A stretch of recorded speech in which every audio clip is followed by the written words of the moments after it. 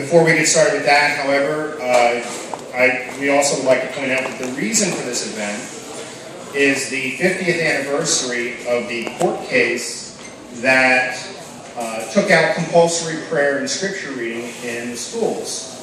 Those cases were Abington v. Schempp and Murray versus Curlett in 1963.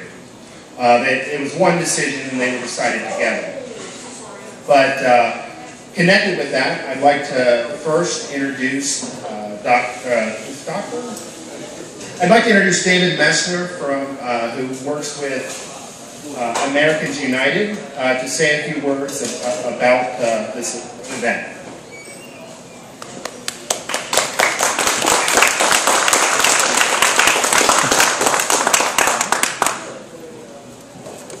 Well, my remarks will be very short, as they should be. I want to say, first of all, that on behalf of the Interfaith Alliance, we are very grateful to our friends in the ACLU and Pennsylvania non-believers and for having this event, and especially grateful to Dr. Schempp for his role in this historic decision. All of us in this field of effort worry about the theocratic tendencies in the American electorate. And Dr. Schempp struck an early and decisive blow in favor of religious freedom, freedom for everyone, religious and otherwise. And so we are very grateful, and on behalf of the Interfaith Alliance, thank you.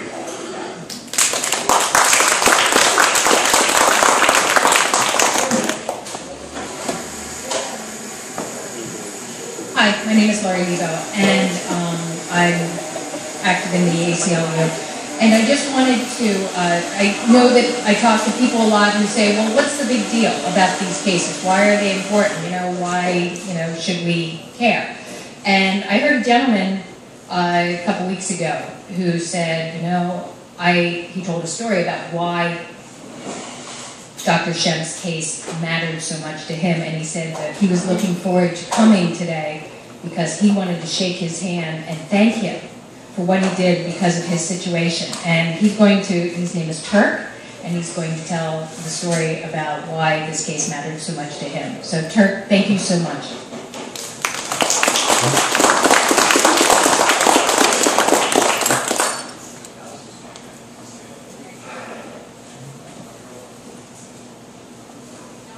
I'd like to begin by thanking the ACLU and Pennsylvania non-believers for allowing me the privilege of introducing our guest today. For me, it is a privilege because of personal experiences. My father was a career man in the military. And in 1962, he was given a one-year assignment in the Aleutian Islands, a place where he couldn't take his family. My mom decided she wanted to come to PA and spend that year with her mother and her sisters. So during the midterm of the 1962 school year, I transferred from a small school in California that did not have school prayer or school paddling to a school in western Pennsylvania that had both. On the first day of my school year in Pennsylvania, I sat down at my desk waiting for the day to start. All of a sudden the bell rang. Everybody stood up and started reciting a prayer. Bizarre. I wasn't sure what was expected here, but being the reasonably tolerant person that I am, I politely turned aside to give them a little privacy. And then I absently picked up a piece of chalk and started doodling on the blackboard next to my desk. That's when I discovered school paddling. I was suddenly confronted by a very angry teacher who drugged me up front, pulled out a 4-foot-long cudgel, gave me a whack on my butt, and sent me to the principal's office. For the rest of that school term, that became my daily ritual. Every morning, the teacher would formally ask me if I would join the class in their devotions. I said no, received my whack, and went to the principal's office while the rest of the students said their meaningless and somewhat robotic prayer. The school sent my mom a letter, and my mom, my grandmother, 2 cousins, and an aunt all tried to talk me out of this stance that I was taking. Hell, my ass tried to talk me out of this. Seriously, have you ever had a conversation with your own butt?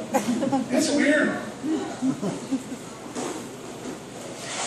Then school ended, the term, had a nice summer. On the first day of the next term, 1963,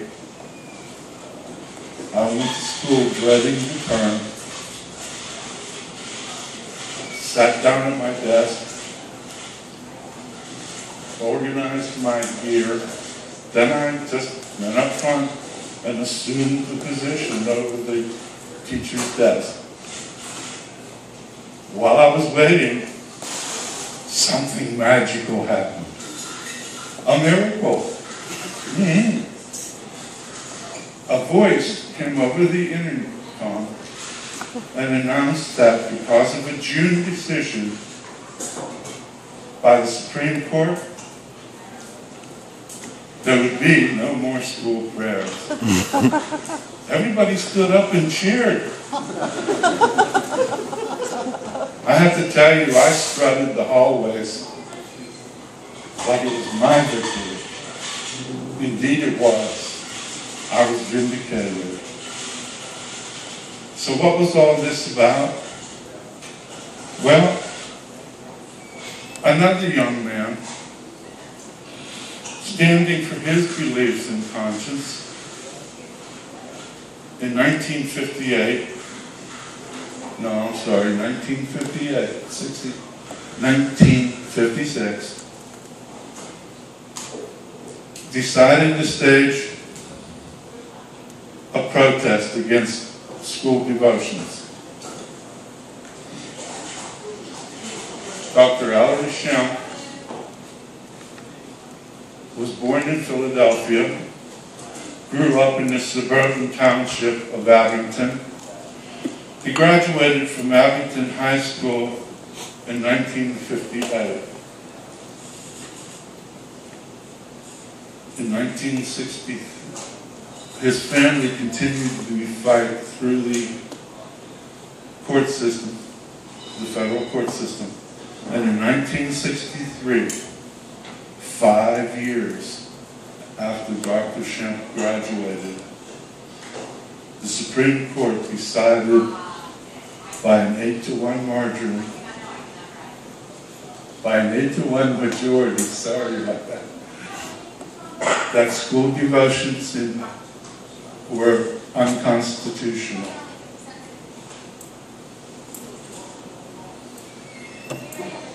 Dr. Schempp attended Tufts University in Medford, Maryland. No, Medford, Massachusetts. I'm sorry, Doc. Where he received a bachelor's in physics. He then attended in Rhode Island to Providence, Rhode Island, where he received his PhD in physics. Dr. Schempp was employed at Bell Telephone Labs in New Jersey, the University of Pittsburgh, Geneva University in Switzerland, the Lawrence Berkeley Labs in California, General Electric Medical Systems, and American Superconductor. At GE, he worked on the developing emerging technology of MRI.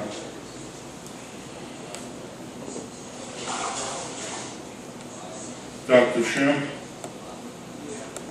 has been to the Antarctic.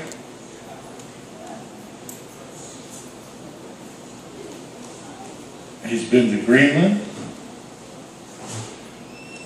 He was a member of the Pittsburgh expedition to Nanga Parbat in Pakistan. That's the 9th largest mountain in the world. He's now retired. He lives in Massachusetts near Boston with his partner, Arlene Germain. And he remains active in church-state issues.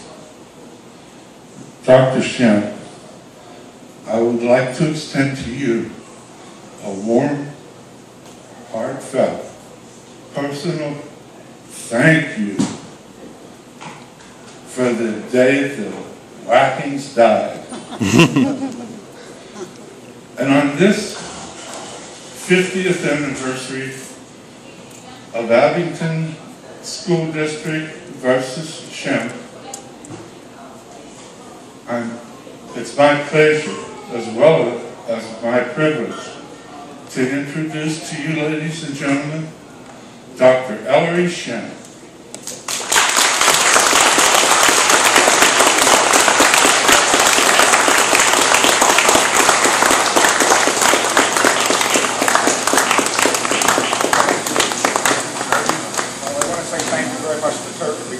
I think the kind of courage that he displayed exceeds far from anything that I had to endure. So I want to thank you indeed for being important to remember. But behind every one of these cold cases, there are real people and real persons and real issues that affect individuals. And it's not that the ACLU goes around looking for places to make trouble, but they try to defend people who are already in trouble. And people like Turk deserve what was able to be accomplished by using the court system. Now I see that Turk has taken away one of the first pages of my notes.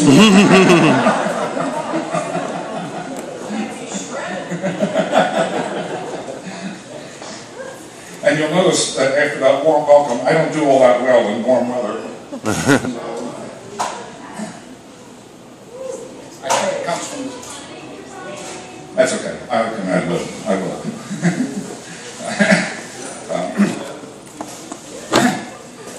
I suppose it comes from the time when so many people wish me to get to hell in a hurry. So I'm thinking that maybe this warm weather makes me feel entirely too uncomfortable with that close connection. I do want to mention that you didn't mention, Turk and Laurie, that I was born in 1940. I was born only once. My mother was actually there, and she had no intention of having me born again. And when we come to this issue of school prayer and whatever, sometimes I actually start with a lecture by saying, well, let us pray. And then I wait for nervous giggles around the room. It's amazing the power of that little phrase, let us pray, and how we immediately sort of become compliant. You're so conditioned for it. But one of the things I think that's overlooked is that when school kids get together for prayer, even particularly silent prayer, it's often, nobody ever thinks about what they're actually praying for. Now, you can imagine that, very active adolescent teenagers have got a lot of things on their mind. And what they pray for may not be at all what the pastor has in his mind.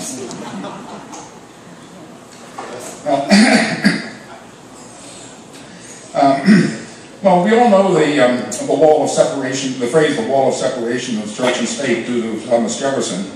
It's interesting to know that it was actually Roger Williams in Rhode Island who first wrote about a garden wall separating the beauty of government from the faith of religion. And it was from Roger Williams, actually, that Thomas Jefferson came up with the phrase of a wall of separation between church and state. But let's consider the Constitution, which was written in 1787 and ratified with the first 10 amendments, the Bill of Rights, passed in 1791. Let me tell you, there is nothing in the Constitution about the Bible, and there is nothing in the Bible about democracy or our Constitution. Our Constitution mentions God. Our Constitution never mentions God or Christianity or any commandments.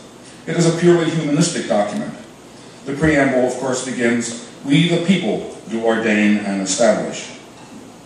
Our Constitution mentions religion just twice, and both times the word "no" is attached. The first mention is in Article 6, "No religious test shall ever be required," and the second, of course, is in the First Amendment, in the Bill of Rights, "Congress shall make no law respecting an establishment of religion or prohibiting the free exercise thereof." The Constitution is a religiously neutral, secular, and political document. No founding father thought the idea of an independent judiciary or 3 branches of government came from divine revelation. The oath of office in Article 2 does not contain the words, "So help me God." This is a phrase that started to be used only in recent years. The word God does not appear anyplace in the Constitution. And the Constitution says nothing about a Bible for taking an oath. In fact, the words in the Constitution are to swear or affirm. This is because the word swear had religious meanings at that time 200 years ago. So our founders recognized that there should be a non-religious commitment by the use of the word affirming. Sometimes fun to quote Jeremy Raskin, a legislator in Maryland, who said, "I put my hand on the Bible and swore to uphold the Constitution. I did not put my hand on the Constitution to swear to uphold the Bible." And note that the Declaration of Independence, which refers to our unalienable rights endowed by our Creator, the Declaration of Independence is not any part of U.S. law. This language was intended to counter the so-called divine right of kings, but it has no legal standing whatsoever. No Supreme Court case or any other court case has ever relied on the Declaration of Independence as its authority. Some of our right-wing friends assert that the Bible is the underpinning of America. So I asked them, where in the Bible does the word democracy appear? The Bible never once mentions freedom of speech, or even freedom of religion, or elections, or anything related to democratic freedoms and values. The Bible, neither the Old Testament nor the New Testament, never once mentions a democracy, a republic, or anything related to American values. There is no Bill of Rights in the Bible, and Bible believers cannot find anything referring to tolerance of other religions, because it's not there. The Bible provides no model for good government or for personal freedoms. It is a purely religious and theological document. So it seems to me that Bible reading and prayer in the schools do not promote American civic or patriotic values at all. Moreover, considering the violence, the murders, the rapes, even of children, it is clear that the Bible is a book unfit for children. The God of Noah's flood is utterly ridiculous, because in a fit of pique, he destroys everything, including, I might add, zillions of unborn fetuses. And from a democracy viewpoint, religious officials and promoters are not elected, they take no oath of office for the Constitution, and they do not have to account for their money. Religious leaders have always tried to capture the power of government, of course, to promote their own self-interest and their agendas, and often to get rich. I began thinking about the Constitution and the Bible way back in 1956. I was a 16-year-old in the 11th grade in the Abington Senior High School, a suburb of Philadelphia. Pennsylvania had a law that required 10 verses of the Bible to be read, without comment, in every school classroom at the beginning of each school day. This was followed by the students standing to recite the Lord's Prayer and the flag salute. And 20 or 30 states had similar laws. And as Turk mentioned, this daily ceremony was known as morning devotions. It seemed to me that this established, or preferred at least, a Christian religious practice in the schools, under the authority of the government. I actually read the First Amendment. It was only 45 words long and not taxing, even for teenagers. On the Monday after a Thanksgiving weekend, I brought a copy of the Koran to school. I wanted to show that there were other holy books, and the Bible was not unique. The Koran was merely by accident, but my friend's father had a copy in his library. It could just as easily have been some Hindu or Buddhist scripture. But the school rule was that during Bible reading, kids were required to put away all of the material and listen and pay attention. And on that morning, I disobeyed the rule by opening the Koran and reading it silently, and I might say rather nervously. But I did not stand for the Lord's Prayer. Therefore, the reaction was swift. My homeroom teacher confronted me, and I replied that, as a matter of religious conscience, I could no longer participate in these devotions. He was tongue-tied. But he knew disobedience when he saw it. So he sent me to the school principal.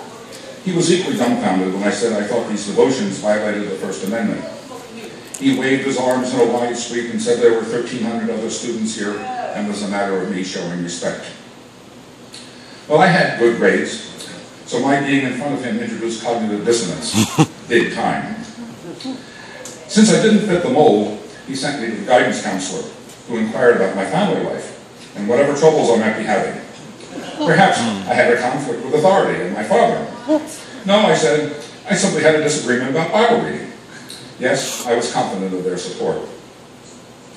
That evening over dinner, I reported on the day's events to my folks, and my dad suggested I write to the ACLU. That letter was long forgotten, but Steve Solomon, the author of this book, which I highly recommend, Ellery's Protest. I'm not the author, I didn't choose the title, but I can say that it's an extremely excellent account of all the events that led up to this and the court issues, the legal issues, and many other things that it's fun to read about. The letter that I wrote, he found a copy in the National Archives of all places. I typed it out on my dad's typewriter with 2 fingers. Some of you are old enough to remember typewriters.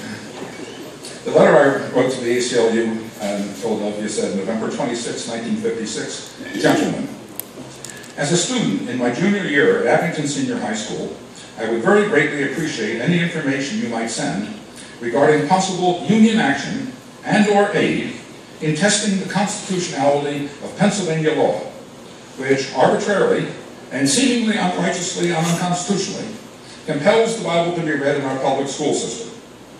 I thank you for any help you might offer in freeing American youth in Pennsylvania from this gross violation of their religious rights as guaranteed in the First and Foremost Amendment in our United States Constitution. Sincerely yours, Ellery Schempp. Well, speaking for American youth was rather pretentious indeed. I was 16 years old then, and since then I've learned to write shorter sentences. But I also enclosed a $10 bill. That's probably about $100 in today's money. And this got the ACLU's attention. If a kid can save this sum from his allowance in grass cutting, he might be serious. Well, I was lucky to grow up in a family that knew about the ACLU and were members of a Unitarian church. The Unitarian Church in Germantown, Philadelphia, had an amazing pulpit roster where Reinhold Niebuhr, Paul Tillich, Norman Thomas, and others spoke regularly. We were quite an ordinary family living in the suburbs, except for this. But why did I object? There were several reasons. Fairness was one of the first ones. I thought that schools needed to be fair to everyone. The Bible is not the holy book of Buddhists, Hindus, and Muslims, so that is an unfairness. Non-believers going to school to learn history and math should not have Bible or prayer forced on them. I remember my Jewish friends were made uncomfortable by certain passages, and I noticed that Catholic kids did not say the same Lord's Prayer. You know, there's a Douay version of the Bible. It contains different books and a different version of the Ten Commandments. I rejected the notion that there was one universal truth. I saw that the school was being a missionary for one sectarian kind of Christian belief and trying to suppress all others. It also seemed to me obvious that the Bible is not a source of morality, as the school claimed. I mean, I got to thinking, which is always a bit dangerous. I knew that kids in Oregon and other states did not have Bible reading. Could it be true that they were less moral than those of us in Abington? This brought out the lie, of course.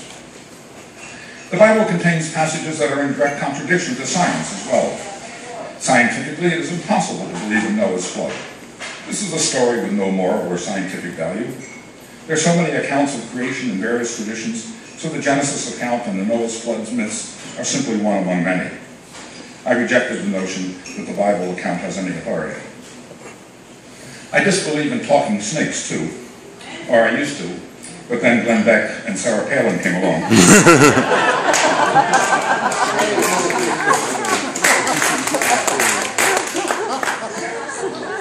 And I could see that rituals imposed on 7-year-olds are an unfairness. In the Abington decision, the court recognized that children are particularly vulnerable and deserve particular protection for their developing thoughts as to their freedom of beliefs, without coercion from a majority or a dominant religious faith. And being excused from these classroom devotions is not an effective answer. That requires self-identity as a dissenter or a non-believer and opens the door to discrimination, taunting, and perhaps bullying. One of the important phrases in the Supreme Court decision was that children are not noted for their resistance to the forces of social suasion. And that reminds us that coercion can be subtle. And the Bible reading was just silly, of course. In the younger grades, the teacher would read the Bible. By junior high school, teachers turned it over to the pupils to do it in rotation. Hardly anybody remembered when it was their turn. All you had to do was get to the front of the room, find a Bible, which was always called the Holy Bible, but in practice turned out to be always the King James Version. And you opened it at random, you stumbled through 10 verses, and you were done.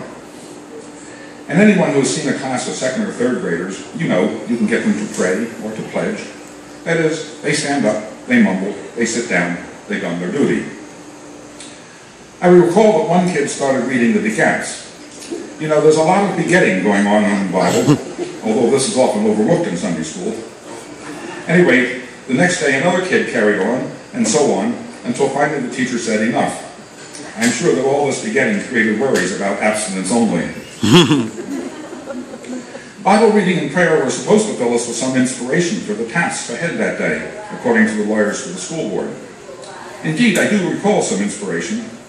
On my next turn to read, I chose verses from the Song of Solomon. Thy breasts are like 2 doves in the morning dew.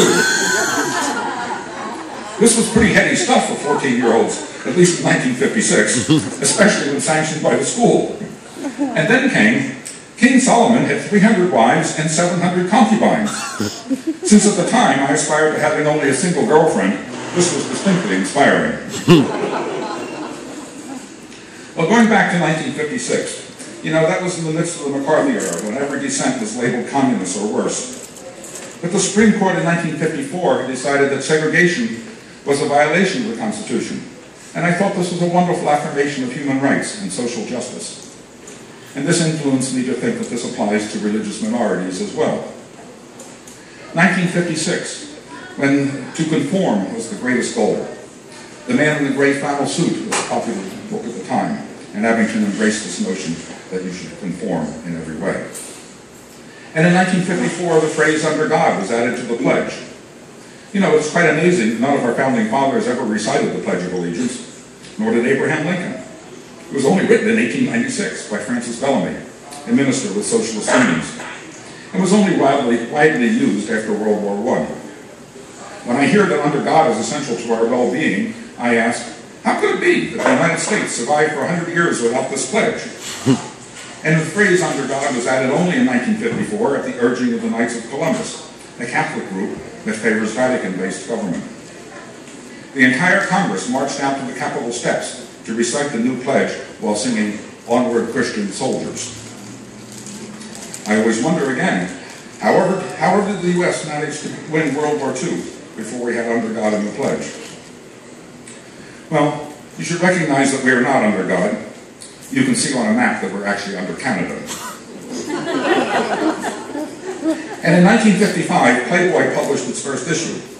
Now, as a teenage scholarly boy, I had little interest except for the articles. But I noticed that the Bible thumpers were outraged and wanted to stop it. I felt it my civic duty to stand up for Playboy. I mean, in the conflict between Bible and Playboy, the Bible had to go.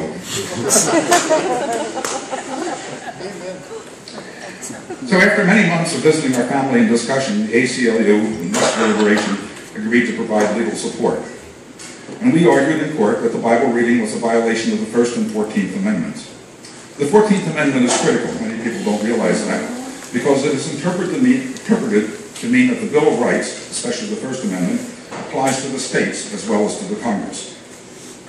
This is very well described in the book by Stephen Solomon. A similar case was brought by Madeline Murray, who later became O'Hare, in the state of Maryland in 1960. And these two cases reached the Supreme Court at the same time, and so they were consolidated or joined. Murray founded the group called American Atheist, and she became famous as an outspoken atheist. Was featured on the cover of Life magazine as the most hated woman in America.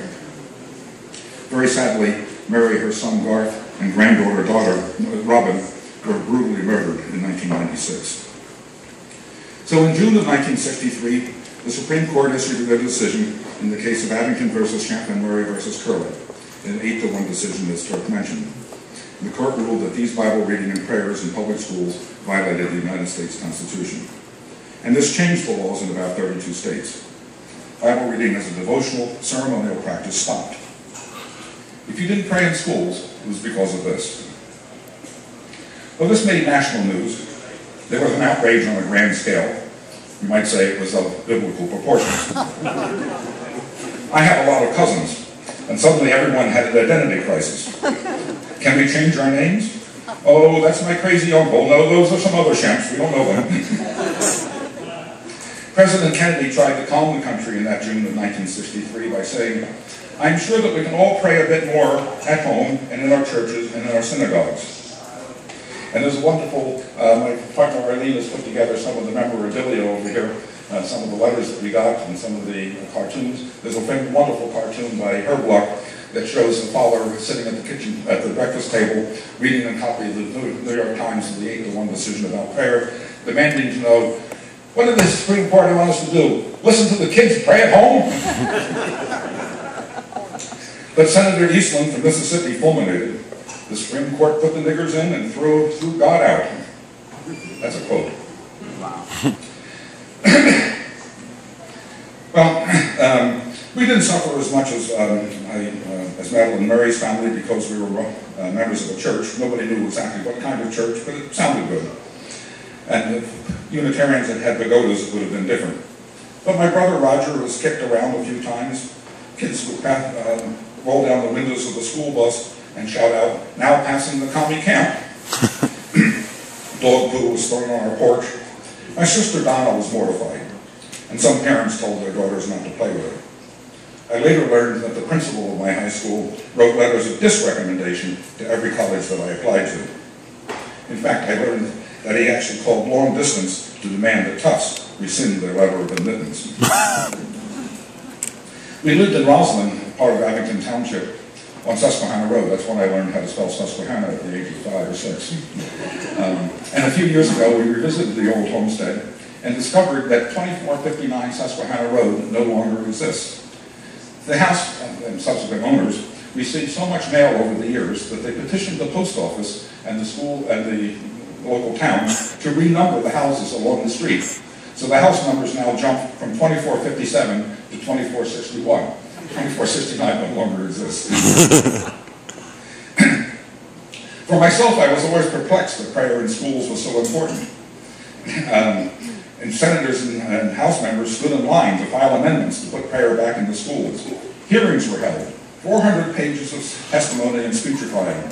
And some of these copies of these hearings before the Congress were available here to look at.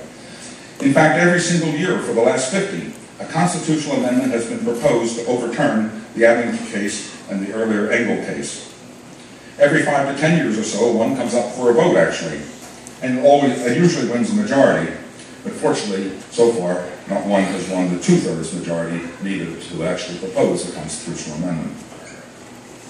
We received about 5,000 letters, roughly 1/3 supporting us, 1/3 opposing in reasonable terms, and 1/3, as you might expect, hateful and vituperative. Many of the letters in support mentioned the book of Matthew, chapter 6, where Jesus is quoted as that you should not pray for public display as the hypocrites do, seeking public approval and not using vain repetitions. That passage is usually forgotten by Christians. My parents answered every letter that had a return address. And this was in the days before Xerox machines and when stamps cost 3.5 cents. Still came to hundreds of dollars. But the amusing thing was we were accused of being everything the writer hated. So we expected the letters, what are you, commies? What are you, Nazis? What are you, Catholics? What are you, Jews? We didn't expect the ones that said, what are you, Methodists? And then there were the amusing ones that said, in the name of Christ, go to hell. I don't recall any letter that accusingly asked, what are you, Zoroastrians? I conclude that nobody hates Zoroastrians, and you might want to look into that. One of the things we learned was that in the United States it was considered bad not to be Christian, of course. It was very bad to be a communist. But it was really quite awful to be an atheist. When people called us, you communist atheists, they had reached their ultimate in outrage. Atheists are the most feared, and therefore most hated, group in America. Fear and hate often go hand in hand. We got many letters about what I call the missionary position. Many people who protested the Supreme Court's decision said, well, if it weren't for prayers in schools, many kids would never hear about Christ or God, or Allah. What an absurd idea. But so what? What is the source of this notion that everyone has to be introduced to Christ or to Allah in order that their souls might be saved? I think if believers are happy with their souls, why not leave mine alone? The right to privacy, to be left alone by government and police, is an important constitutional liberty. And let me mention that liberal and liberties have the same root. Well, I cannot do justice to all the separation of church and state cases in these few minutes, but I'd like to mention the names that these are not just abstractions, as I was saying before. These are real people. I wish we could all spend a little moment to think about the personal fortitude, the sacrifice and hardship that each one of these people in the McCullum and Weissman, Engel, Turcasso, and other Everson cases endured. Individuals who were the sole voice, standing alone, sometimes threatened with personal harm. Parents taking on the wrath of their community to protect their children from injustices. And children facing ostracism and losing a normal childhood. And this is what the ACLU has done for us. And Americans United, and the Freedom Religion Foundation, American Humanists, and many other really very good organizations. And I give credit to the justices who considered and wrote the opinions. I am forever amazed by the equality of opinions that are written, even those that I disagree with. And the lawyers who wrote the briefs and argued the cases. They get far too little credit. In the case of Schempp, our lawyer, Henry Sawyer, served pro bono for the ACLU and spent a year in researching and thinking. It's a damn shame that the case is not known as Sawyer, and similarly with the other cases. Well, for 200 years or so, it was common practice in most schools to have some sort of Bible reading and prayer in the morning. These morning devotions arose out of our history. After all, the idea of universal education was a relatively new idea that took firm root in the era of the Enlightenment, around the time of 1776 and 1820. The idea of being educated, that is to be able to read and write, have some knowledge about nature, knowing something about the wider world outside one's own village, this was a radical idea when applied to the common man. The First Amendment is clear. There shall be no intertwining of government and religion. But you can have all the personal beliefs you want. You can believe in psychics, magnetic bracelets, and Zeus or Jupiter and Venus or Aphrodite, fairies and pixies, praying and rituals, all to your heart's content. But you have no right to get any government to help you impose your views on the rest of us.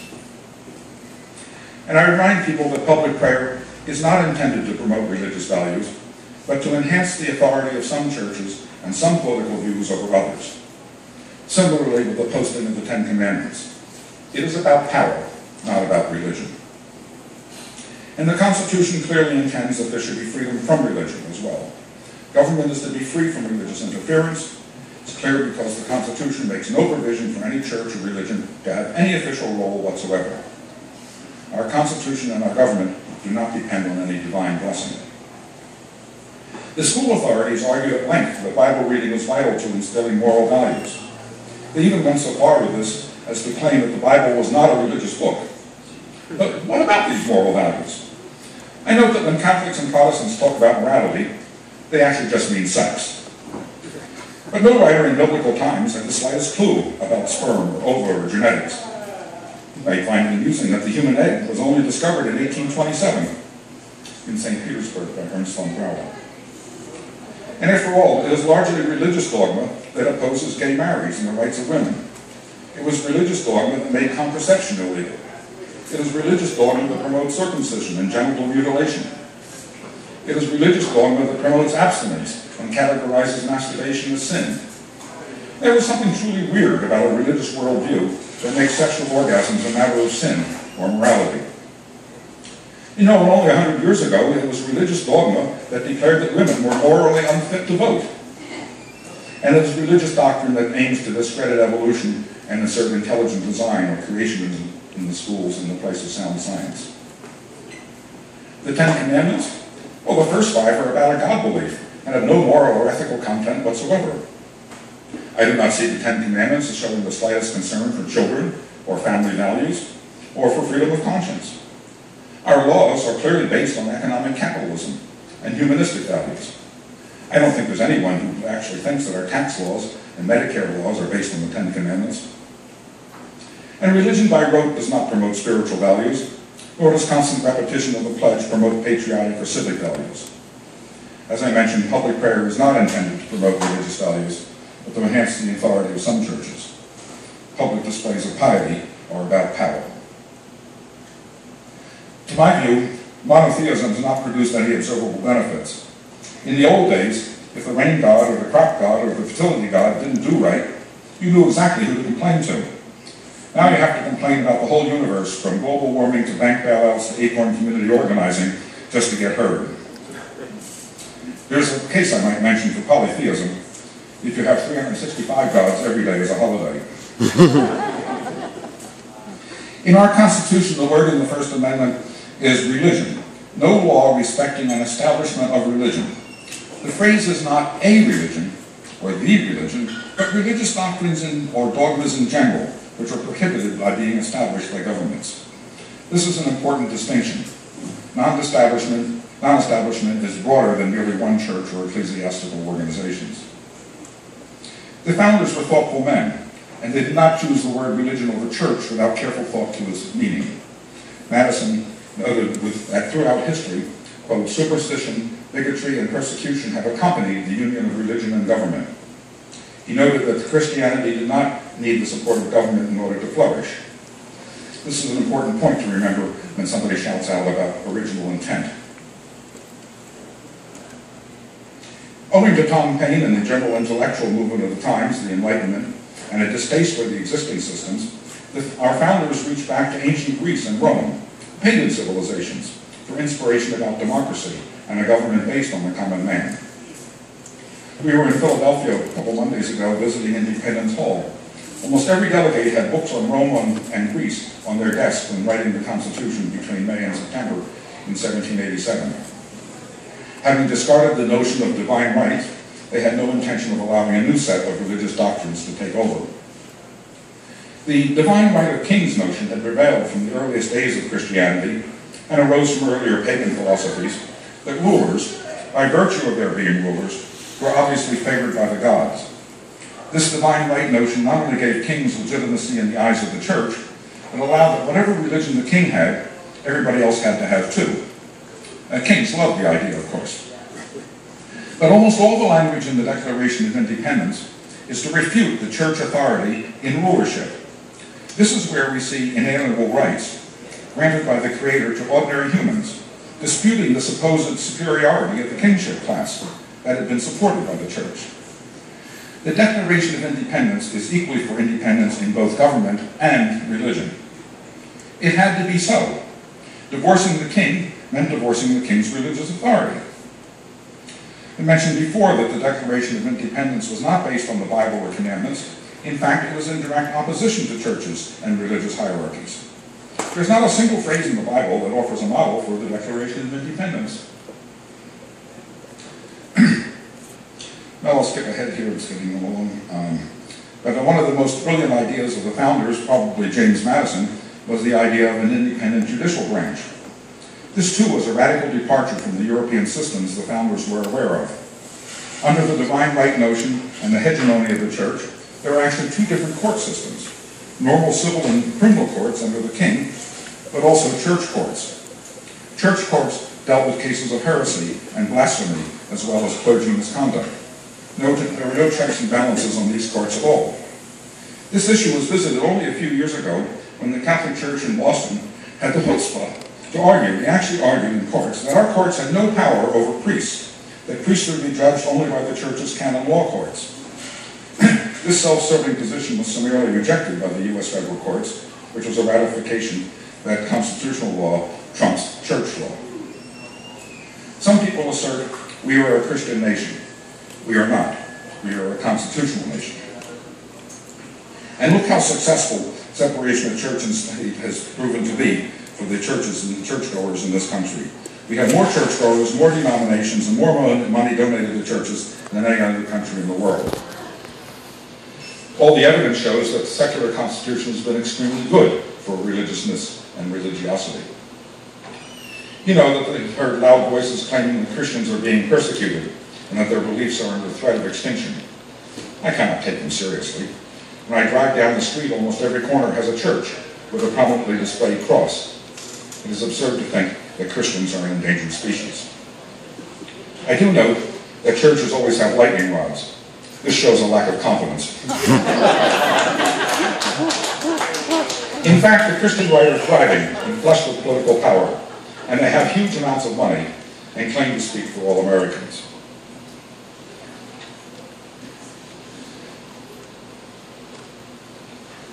Well, I think I should just wind up by saying it's refreshing now to hear that our president refers now to Christians, Jews, and Muslims, and non-believers. But it is disturbing that even now, some 75% of Americans say they would never consider voting for an atheist. But I am confident. I think we the people is a beautiful and enduring idea. There is a viewpoint. No man or men can save this nation. It's time to put our trust in God or we perish. Or in another form, do we believe in the rule of God's law or the rule of man?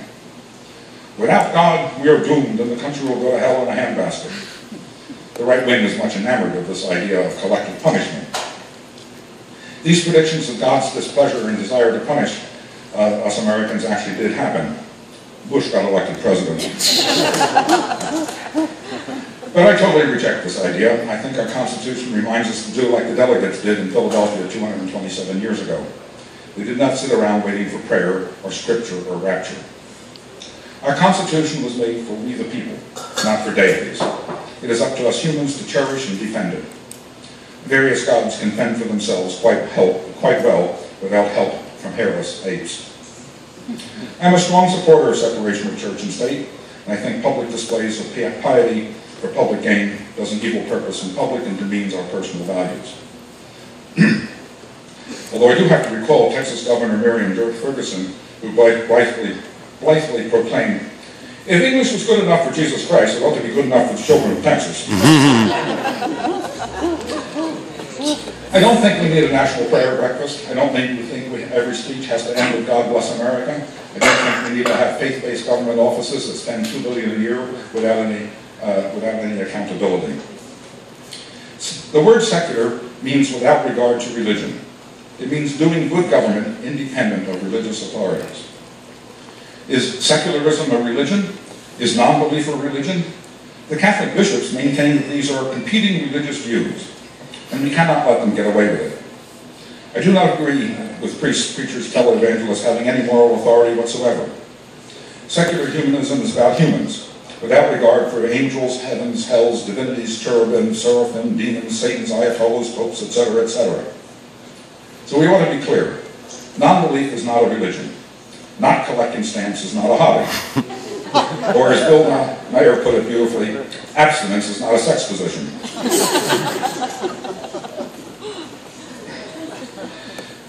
You know, I think when I look back on my life and the things I did and the things I did not do, I think of the beauty that I experienced in high mountains, in remote places on the planet, with friends, with music, and with humanist thinking.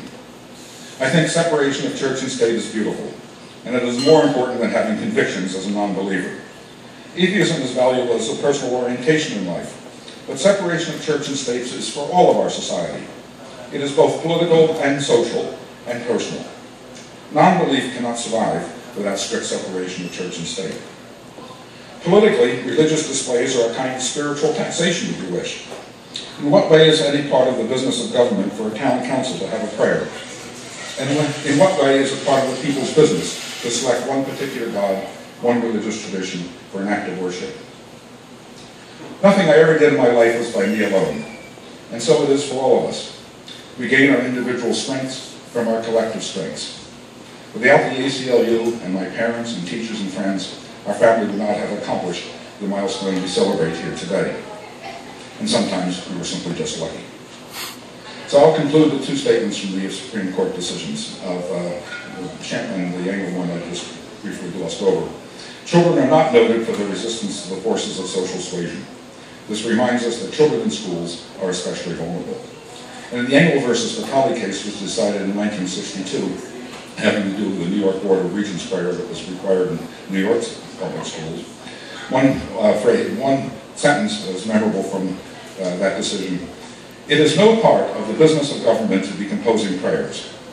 And this reminds us to always ask, what is the proper business of government? It is no part of the proper business of government or politicians to be promoting religion in any form. This is what separation of church and state and secularism actually means. So I thank you very much for listening.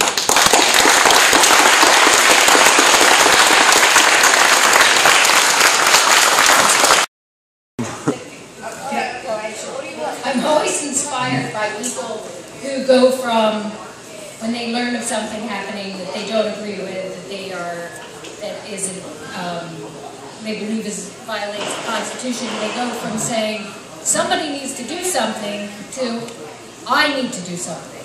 And I'd like to know what made you go from thinking that somebody needs to do something to I will do something.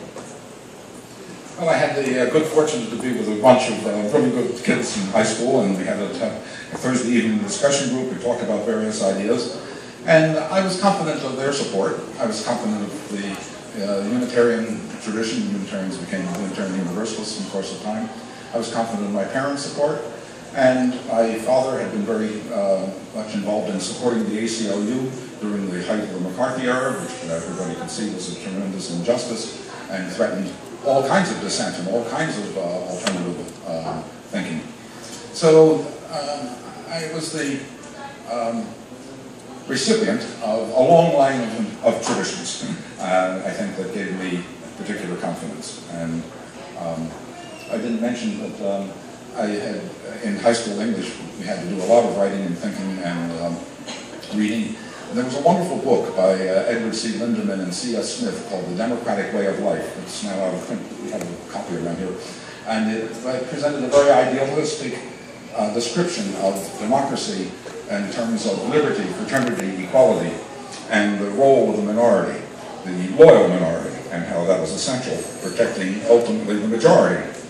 So these were all important inspirations in my life.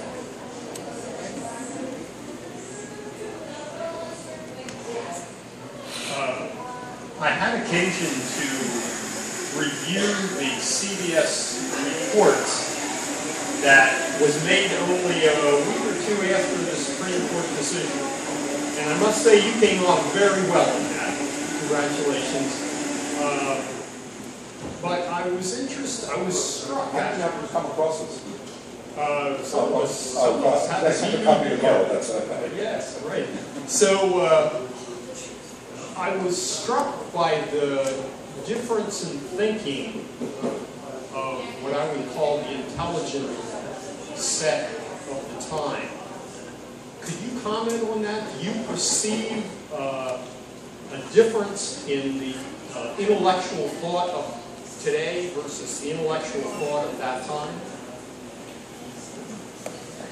I think one of the things everybody recognizes is that the country has become far more pluralistic and far more diverse than it was in 1960 or 63.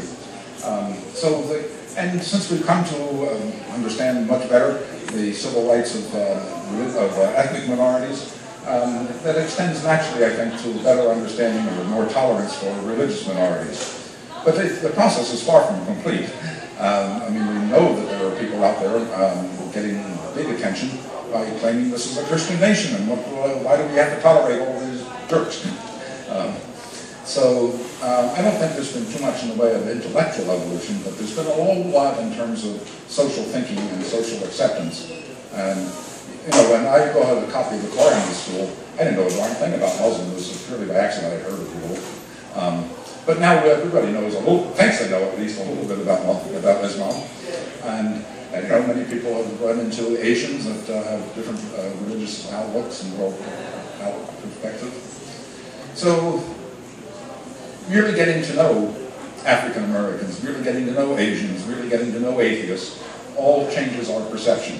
And this has been one of the great successes of the LGBT movement. When people actually began to meet people who said, I'm gay, and it turned out that they didn't have horns and a tail, that everything was didn't seem nearly as bad as it used to when it was in the abstract. So I think just the mere rubbing of shoulders with people who are different from our little tribe, whatever that tribe might be, if it was a tribe of atheists, tribe of Unitarians, tribe of Jews, tribe of Methodists, that always enlarges our understanding. Growing up as a Jew, we always knew that we were not Christian. Anyway, every year people would say to me, are you ready for Christmas? And finally I said to somebody, why do all Christians assume that everybody does the same thing? And he said, well, you know, we brought that to America. I said, yeah, but you brought slavery here too. He didn't have to answer me on that. But I wanted to say, I'm in the NAACP. And every night, every time we have a meeting, they start, and there's always a Jesus prayer. And I always holler separation of church and state, and they have no idea what I'm saying until I said, how would you feel if somebody was up there saying Allah, Allah, Allah? Then all of a sudden, like a light bulb goes off. But I want to tell you, my granddaughter is black and Jewish. She was training for something. They were talking about something with the Muslims, and she said, well, they should have a place to do it. And the teacher said to her, how did you found Jesus? And she said, no. She said, I'm Jewish. And the teacher said, no wonder you have those liberal views. Anyway, I'm in the ACLU. We call the ACLU. We went to a court case and all of that kind of stuff. But I wanted to ask you, in today's world, do you have any other suggestions of ways to handle this? Because it still comes up all the time.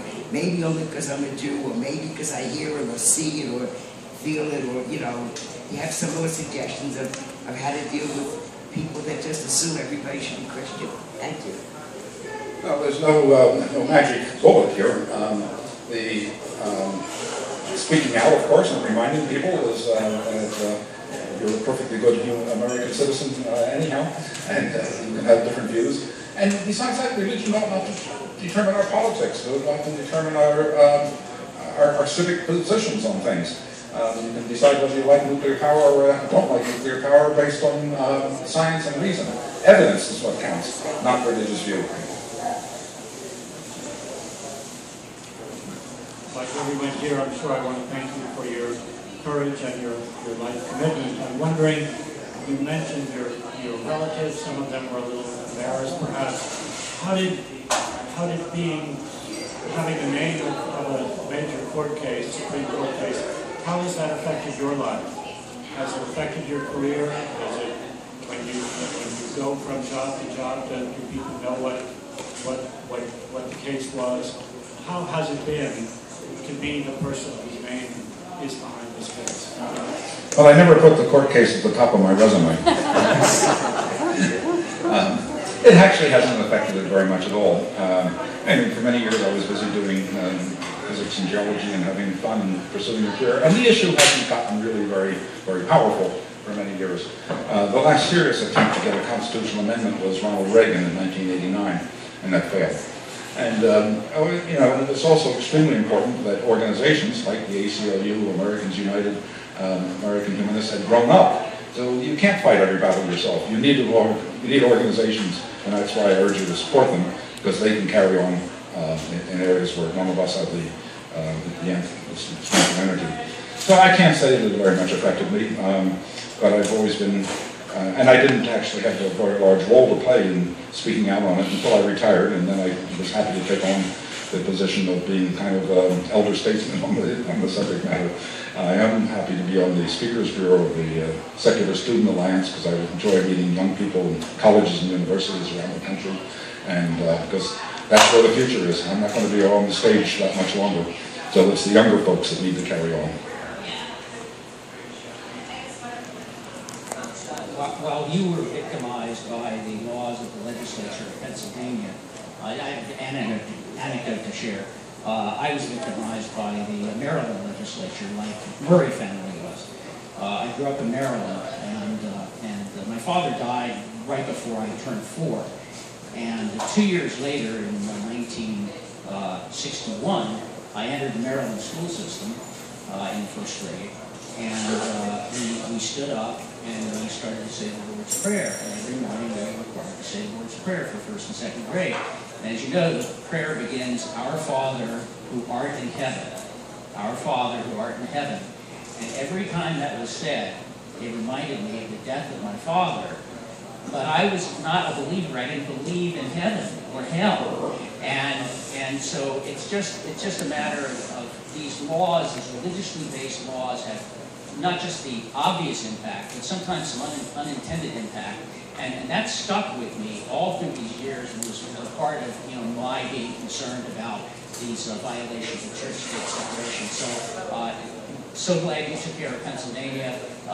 Madam Murray O'Hare dealt with Maryland, but everything is still shaky because of new attempts to bring religion into government, particularly here in Pennsylvania recently. Yeah, there's always new attempts. It's just amazing that the religious right and the evangelical community wants to keep reopening these issues and hoping that somehow things will be different. A couple of years ago, I was thinking that the religious right was waning. It turned out I was very badly wrong. So eternal vigilance is the answer. I am amused that, the flag salute, there are a lot of young people in the country who started all of a sudden asking on Facebook, who was Richard Stans? Richard Stans. Well, it's our flag.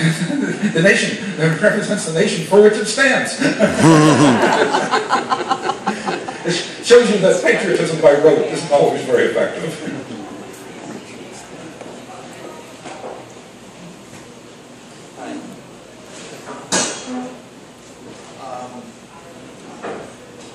I'm wondering what your grounding in biblical and religious scholarship is. Here's what you have a very strong constitutional argument, and I'm very sympathetic to that argument as a member of a minority religious group.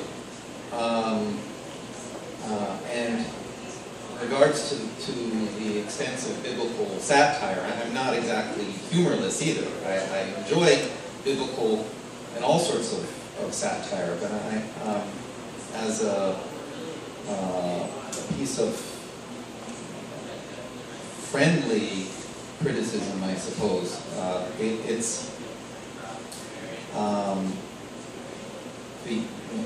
there's tremendous sophisticated research and thought on Bible and on religion. And it's all a lot of nonsense. Look, there's a body of intellectual endeavor, and I put that in quotes, called apologetics, in which people parse and reparse and reinterpret and try to extract some meaning from this. And it's just a bloody waste of time. The Bible has no particular importance and should not have any more importance than any other book written 2,000 years ago by a bunch of goat herders who had very little understanding of the world around them, didn't understand even their own lives, and to try to impose some monotheistic God ritual on top of to help them do it.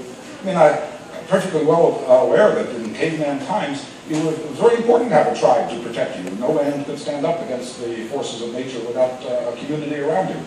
And so I understand something of the interpretation of that. But to imagine the Bible deserves some special respect, some special understanding, some special mental masturbation in order to interpret it, I think it's just utter nonsense.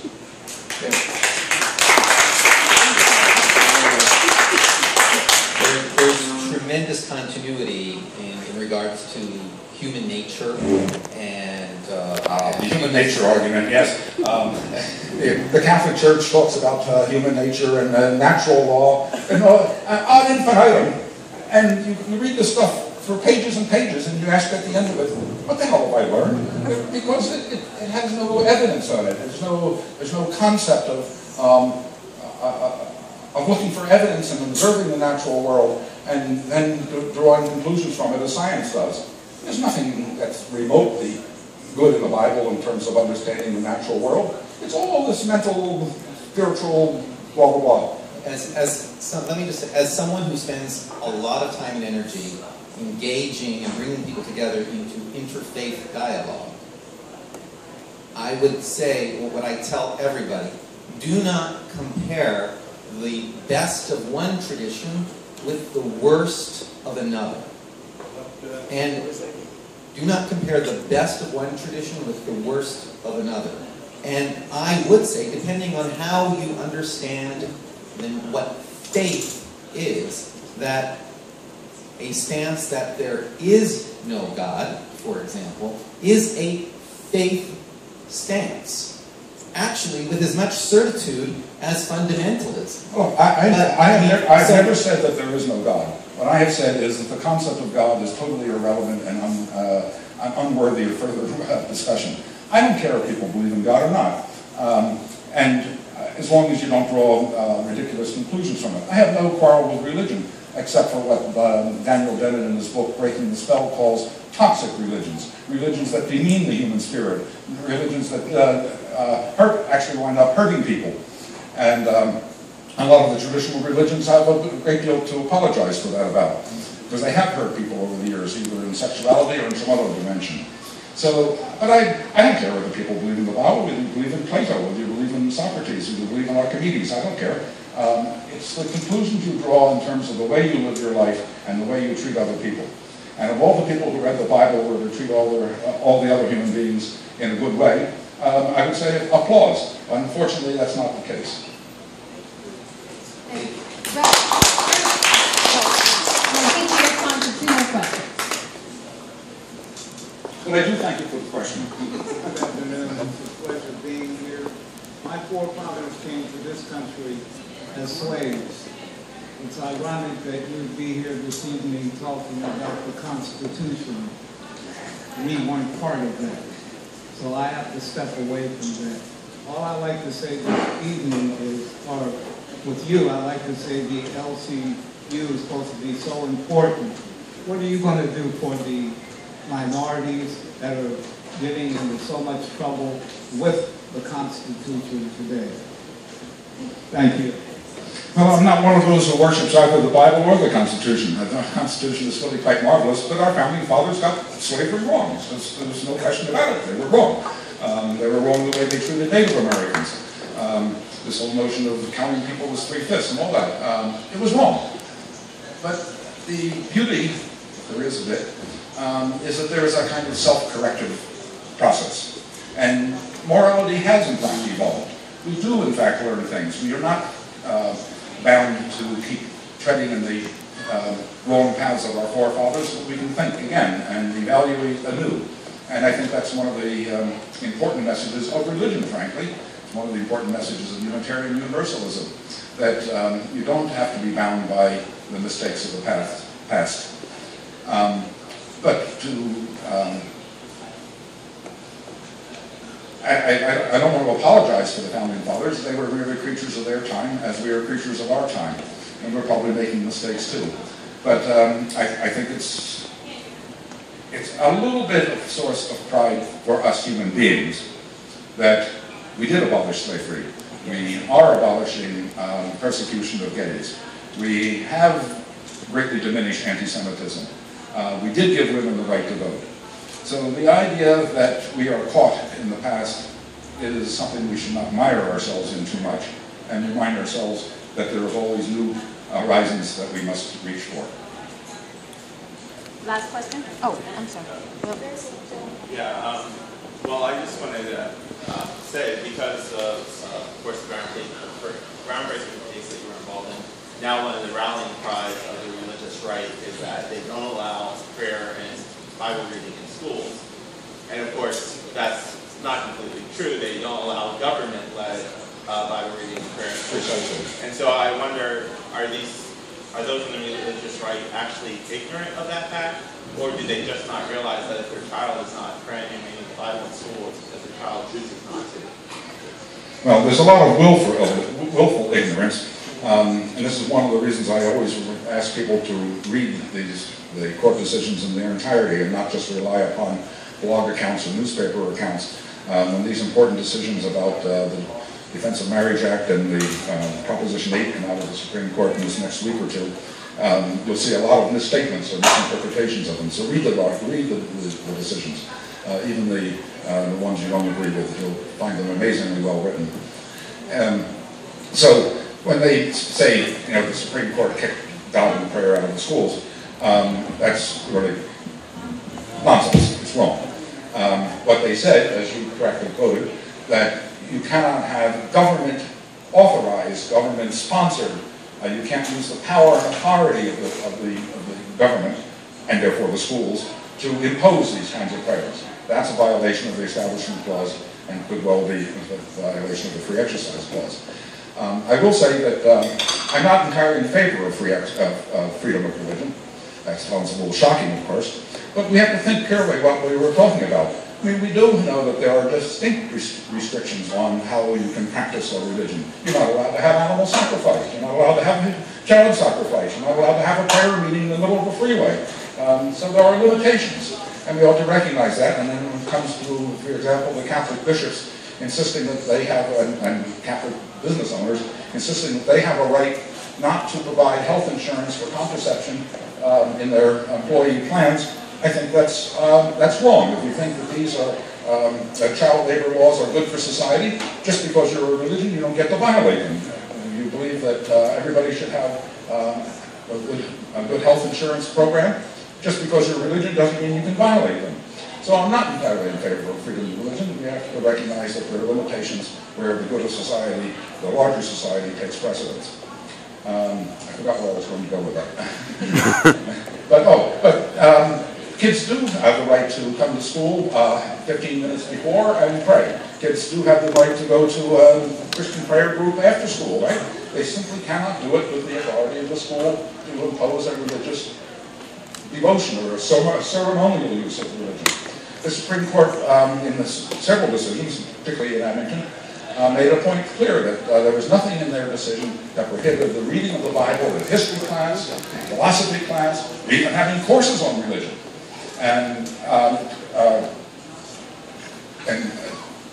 But relatively few schools have actually wanted to do this. It's very interesting. When some rather progressive school districts suggested that maybe they would have a course on world religion or comparative religion or whatever. You don't find these in colleges quite frequently, of course, but in high school rather rarely. Well, it turns out that the interfaith communities, for example, have generally not liked this because, for a rather obvious reason. The Catholics don't want their kids hearing about Protestants. The Protestant kids didn't want to hear their kids to hear about Muslims. The Muslim kids didn't want to hear about Buddhists, right? So each one wants to be protective of his own, and therefore the idea of comparative religion and study of religion in an objective, secular way it was something that most people felt anathema or very uncomfortable with. So in fact, there's only a handful, really a couple dozen schools in the country that offer, high schools that offer something in comparative religion. But nothing, and I've always said that nothing on this planet will ever stop a kid from offering up a prayer before his algebra exam. But as an ex-teacher, I can tell you that doing the homework and reading the books is better preparation for the exam than prayer.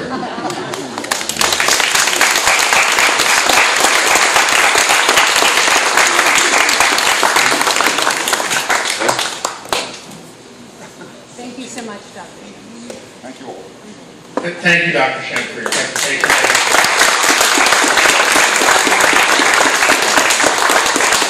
And also thanks to everybody who came out for this and for our questions. I just wanted to mention two things for everybody in case you weren't aware.